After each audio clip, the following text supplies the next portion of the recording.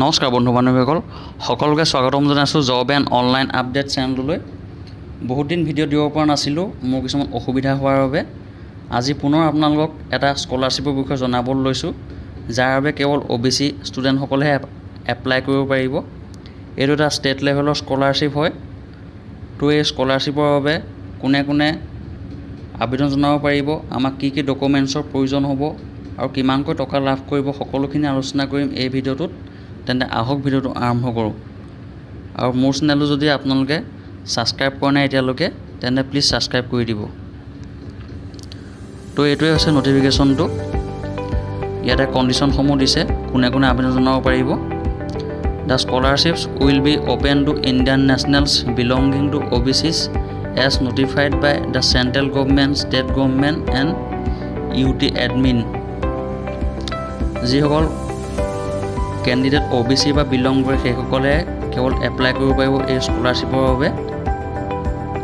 This scholarships will be given for the study of all recognised post matriculation or post secondary courses pursued in recognised institution as specified in para 4।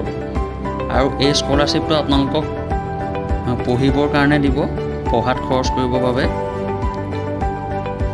Only those candidates who belong to OBCs so specified in relation to the state/UT to which the applicant actually belongs, that is permanently settled and who have passed the matriculation or higher secondary or any higher examination of a recognized university or board secondary education will be eligible। যিসকলে matric pass কৰিছে অথবা higher secondary pass কৰিছে নাইবা তাৰ ওপৰত যি higher qualification আছে, তেওঁলোকে এপ্লাই কৰিব পাৰিব এই স্কলাৰশ্বিপৰ বাবে।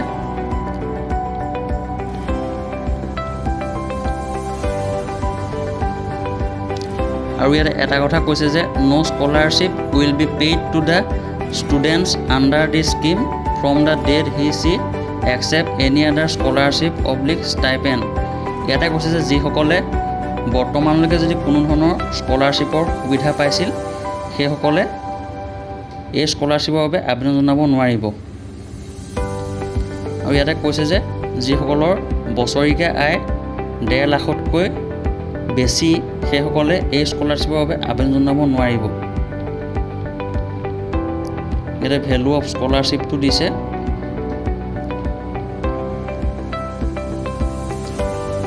ইয়াতে স্কলাৰশ্বিপসমূহ দুটা ভাগত ভাগ কৰিছে, হোষ্টেলাৰ্ছ আৰু ডে স্কলাৰ্ছ। ইয়াতে কৈছে degree and post graduate level কোৰ্চেছ including MPhil, PhD and post doctoral research in medicine, allopathic, Indian and other recognise system of medicines. এইসকলৰ হোষ্টেলাৰ্ছসকলে হ'ব 750 টকাকৈ মাহে আৰু ডে স্কলাৰসকলে হ'ব 350 টকাকৈ মাহে।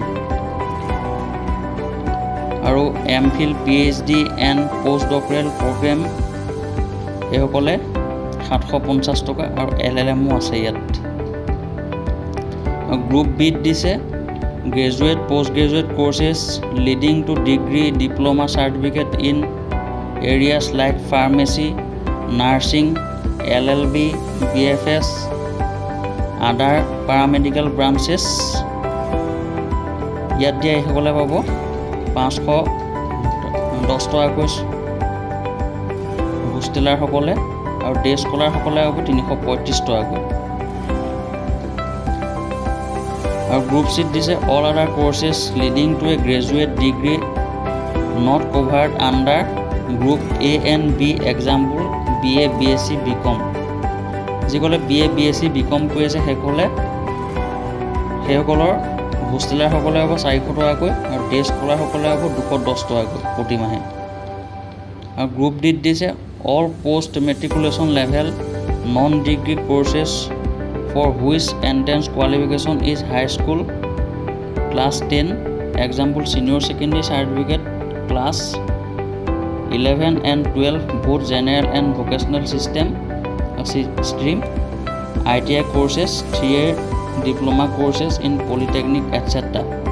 ইয়াতে কৈছে যিসকলে 11-12 পাছ কৰিছে অথবা ITI পাছ কৰিছে নাইবা যিসকলে পলিটেকনিক পাছ কৰিছে সেইসকলে প্ৰতিমাহে 260 টকাকৈ পাব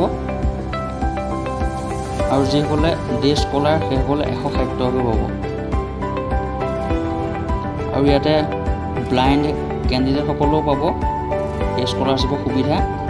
গ্ৰুপ A আৰু B কেণ্ডিডেটসকলে হ'ব 175 টকাকৈ প্ৰতিমাহে, গ্ৰুপ C সকলে হ'ব 130 টকাকৈ প্ৰতিমাহে আৰু গ্ৰুপ D সকলে হ'ব 90 টকাকৈ প্ৰতিমাহে। আৰু ইয়াৰ বাবে আবেদন জনাবলৈ আপোনালোকক ডকুমেণ্টছ মেট্ৰিক হায়াৰ ছেকেণ্ডেৰী মাৰ্কশ্বিটৰ প্ৰয়োজন হ'ব আৰু আপোনালোকৰ হায়েষ্ট কোৱালিফিকেশ্যন কি তাৰ মাৰ্কশ্বিট চাৰ্টিফিকেটৰ প্ৰয়োজন হ'ব, আধাৰ কাৰ্ড বা ভোটাৰ ID কাৰ্ডৰ প্ৰয়োজন হ'ব আৰু আপোনালোকৰ ইনকাম চাৰ্টিফিকেটৰ প্ৰয়োজন হ'ব।